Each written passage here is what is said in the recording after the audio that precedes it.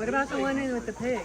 Hey, if you can answer me why that chicken is in that pig and how in the world to keep that chicken in, I will. Hence the give you a premier chicken fence up there. What'd you say? I said hence the premier fence up there that still isn't doing any. That didn't really work. Welcome back to the Backyard Homesteader. I'm Priscilla, and today we are, we just, we're at the Pretty Shaw. We're walking down past the house, back down to where the compost pile is and the pigs, and we're getting all kinds of little tidbits from Justin. Come on and join me.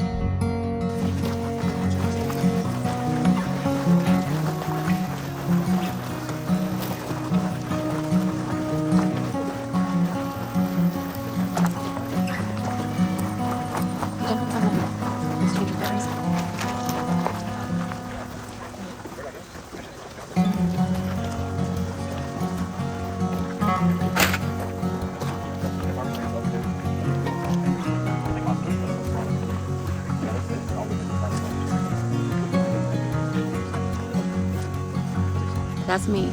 Backyard Homesteader. At the Backyard. Any other YouTube channels here? Oh, I don't know what else I can say about this. We might just move on else to the pasture. I think we talked about it a lot this morning. It just shows, it does go to show the flexibility of these coops. You know, you were talking about when do you put fences in? Well, when I've had a fence, they're in the same spot. But when you have this mobile infrastructure, I can have chickens over here working the compost pile. I could pull them behind the cows. I could go have them put in the garden area. What I was trying to say up there about in the winter, hopefully put them in an area where you want a garden, because they will till and fertilize it all winter long, and you've mulched it along the way, and you move it out and you already have a mulched garden that you just need to dig down in and plant your starts into. That's it. So I could use this as a bigger scale to the chicken tractor. I've used, I think I have a video called, what's it called? I have to get it for you, but it's called the Chicken Garden Miracle. If you type in Justin Rhodes Chicken Garden Miracle, I think I do a 2-week time lapse encompassing a place where we want a garden, putting a chickshaw there and putting, I don't know, 3 dozen chickens in a large area. Stay there long enough, they've tilled and fertilized it for you. Move them out, plant. Okay. Then so compost system, Chicken Garden Miracle. Moving them out in pasture. The ones we're going to go to are just fertilizing our pasture. A lot of different purposes. And then what if something were to happen and we were to have to move? You know, I can't take this pole barn with me. Now, that was a commitment. We put our initials in this concrete.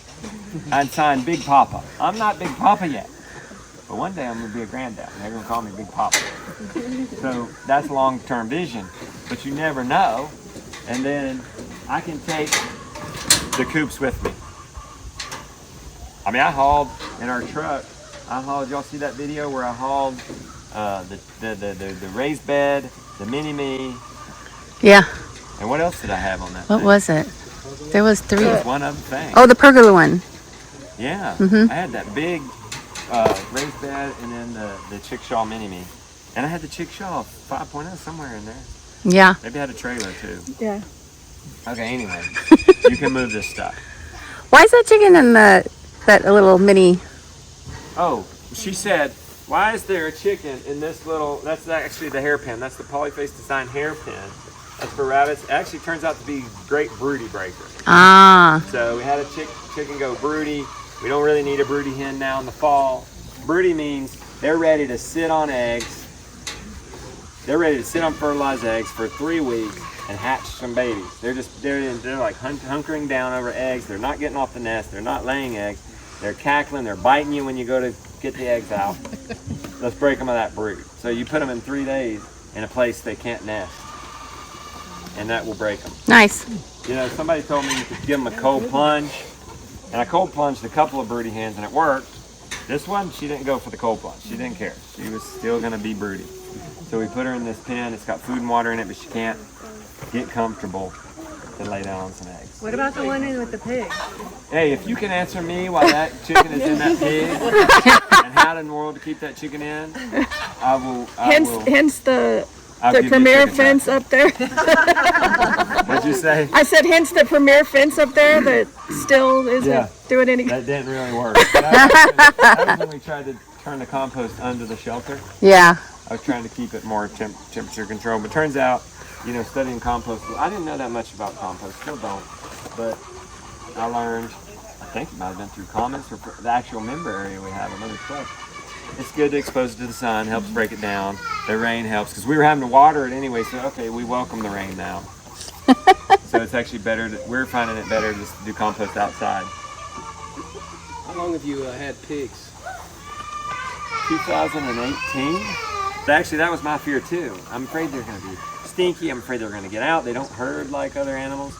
Well, it took somebody offering us a couple little guinea hogs for us to finally get into it.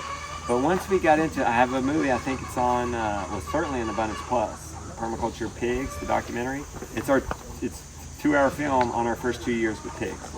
And it's so easy. And they don't stink if you have them on deep bedding. And we raised 2 pigs in a 10 by 12. Guys, we called it the pig port because we got a carport that was 12 foot by 20, and half of it we put cattle panels, supported it with T-posts, put some tin on the inside, put a foot of wood chips in the bottom of it. We kept pigs on one side of it, just 120 square feet, 2 pigs. A 12 by 20, so if your first year, you just get a couple of feeders. You buy some pigs in the spring, which we sell them, by the way, and we announce them to our members first. And then just that little area, you just put a little bit of deep bedding in there every day. You just put a scoop of wood chips. So we stored a pile of wood chips in the other half of it to keep it dry. If wood chips aren't dry, they're not going to absorb the urine and the manure. They need to be dry. Okay, and then put a little wood chips in there. We raised 2 pigs, just feeding them garden scraps, cow manure, skim milk. We bought a 50-pound bag each for that. We bought 100 feed, raised 2 pigs, $3,000 worth of pork. Wow. In a carport. Okay, that was such a good system. We're bringing it back. We're gonna, for book number 2, we're gonna have a pig port filled with wood. Yeah. Then. But no, to prevent, they're going to stink. They stink because people keep them in a lot. And they don't ever put any deep bedding in there. If they're going to be in one spot, cover it. And guys, you can Ben Holt just harvested poplar logs from his woods that he wanted to clear and just put it in the ground and just erected and just had this slapped together shed on top of it. And you've got yourself a pig port. And, put them in, even if you have to buy wood chips, guys, for $200. You buy a load of wood chips, that's all you need for the whole feeding season. You've grown $3,000. Buy the $200 wood chips. You can't afford it, go ahead and sell one of those ports ahead of time on some friends. Yeah. You turn it? Do you turn it? Turn the good question. So they're on the bedding. Add a little bit of wood chips every day. Pigs are clean. They will poop in one corner. They have a little poop spot, so you'll build it up more on that one spot. So you just add the bedding, and then at the end, after you kill them and harvest them, then you can get out the material, put it in a pile, and start turning it for make compost. Okay. Or if you got a manure spreader, you could actually take it from this directly to your field.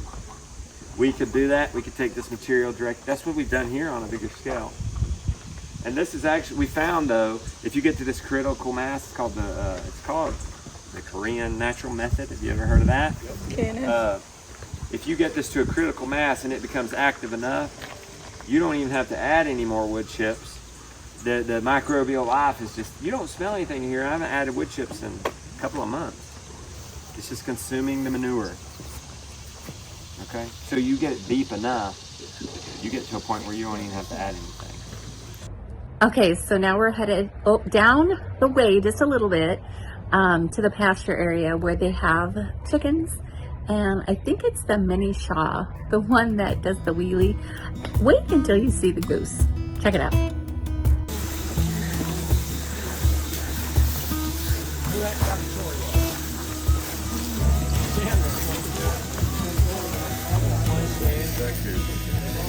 Hey,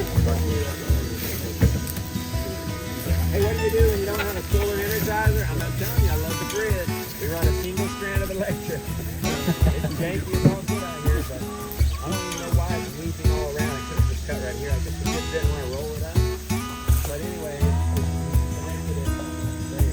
Now, here's the future. So in the meantime, to get you a grid energizer, grid-loving energizer, you just get such a powerful energizer. And for so little money. And it's so reliable. It's under the shed there, and we run out with a single strand. So what's our long term?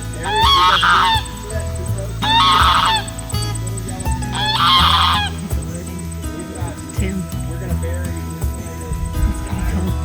then we can get rid of this. And eventually we're going to walk straight out there and not turn it around. Every 100 feet, not only do we have a water connection, we'll also have electricity connection. So one day, we'll go anywhere on this farm, my children, will one day go anywhere on this farm, and there's water or electric hookup within 100 feet of where you're at. They'll talk about the good old days, the Big Papa. I remember when Big Papa, we had to run a electric out there to run one.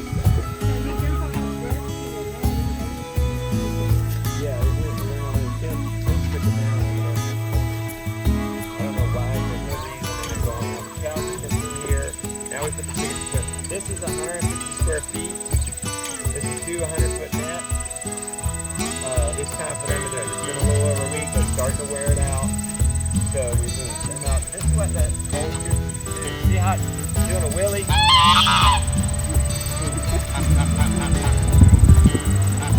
Come out here. We're going to just move this along. That's your daily chore. Need the water. It's good to have feed over here, water somewhere else, and force them to roam. Spread their love, spread their love, spread their scratching. You can see they've had a favorite spot. I bet we kept the creek there too long. I bet we didn't move it every day right there.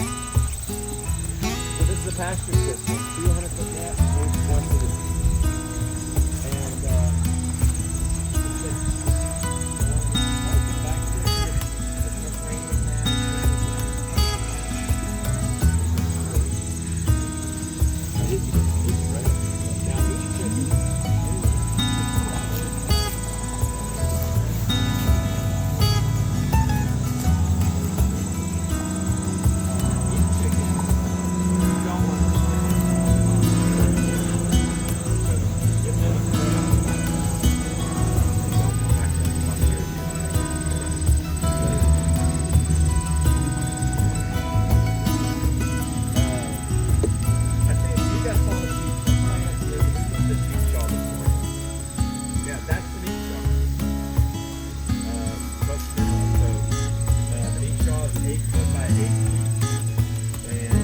Alrighty, well that's it for this week. Thanks so much again for hanging out with me. And you know, gosh, I want to say we have at least 2 or 3 more videos coming. This was just a magnificent trip. I was so blessed to be a part of it, and I hope you're enjoying it. So, if you haven't seen all of them, hit the playlist, Justin Rhodes. It's got a few things, not just this trip, but yeah, check it out. And we'll see you next time. Peace. Bye now.